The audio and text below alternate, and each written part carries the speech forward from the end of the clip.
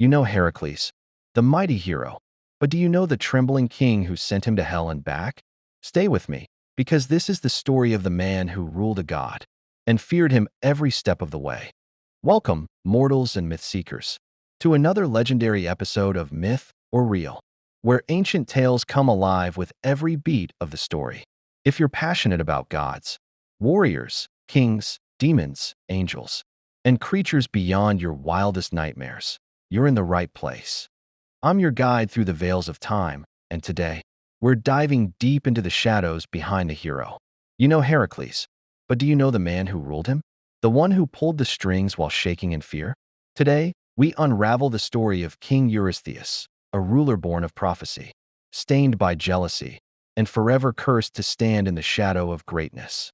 If you enjoy this story, hit that like button and smash subscribe. It helps me tremendously and doesn't cost you a thing. And drop a comment with your favorite character, be it a king, a warrior, a demon, or an angel. Let's talk myth. Long before Eurystheus was crowned king, the gods were at war with fate. Hera, queen of the Olympians, had a plan, one that would shape destinies and scar legends. She loathed Alcmene, the mortal woman carrying the child of Zeus, Heracles. And so, she made a cruel move. She tricked Zeus into swearing that the next-born descendant of Perseus would rule over all others. It was meant to be Heracles, but with divine interference, Eurystheus, weak, premature, and unsuspecting, was born just hours earlier. This was no accident. Hera delayed Alcmene's labor and rushed Eurystheus' birth. And so, by the laws of Olympus, he was king of Mycenae. Heracles, the demigod hero, would serve him. Irony, thy name is divine justice. Eurystheus ruled Mycenae, but he was no warrior. He was cunning, manipulative, and ruled not by valor, but by decree. When Heracles was driven mad by Hera and killed his own wife and children, he turned to the oracle of Delphi for redemption. The oracle commanded Heracles to serve Eurystheus for 12 years and complete 12 labors. These weren't tasks. They were death sentences. Each labor, designed by Eurystheus, was more impossible than the last. Slay the Nemean lion, whose hide no blade could pierce. Kill the Hydra, whose heads multiplied. Capture the golden hind of Artemis, the monstrous Erymanthian boar, and cleanse the stables of Augeas in a single day. Each time, Eurystheus expected failure. Each time, Heracles returned, victorious, blood-stained, and tired. Fun fact, this mighty king?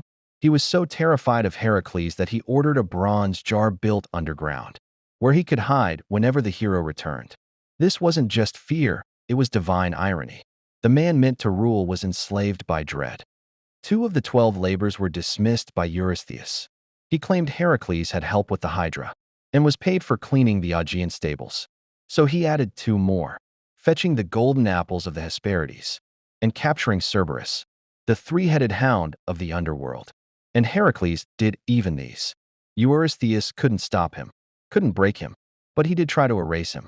When Heracles died and was elevated to godhood, Eurystheus' hatred didn't die with him. Years passed. Heracles' children, the Heraclidae, sought refuge in Athens. Eurystheus, obsessed with eradicating Heracles' bloodline, declared war on the city. He led his armies against Athens, a desperate move to extinguish the last ember of the demigod's legacy. But the gods had turned. Athens stood firm. Eurystheus was defeated and captured.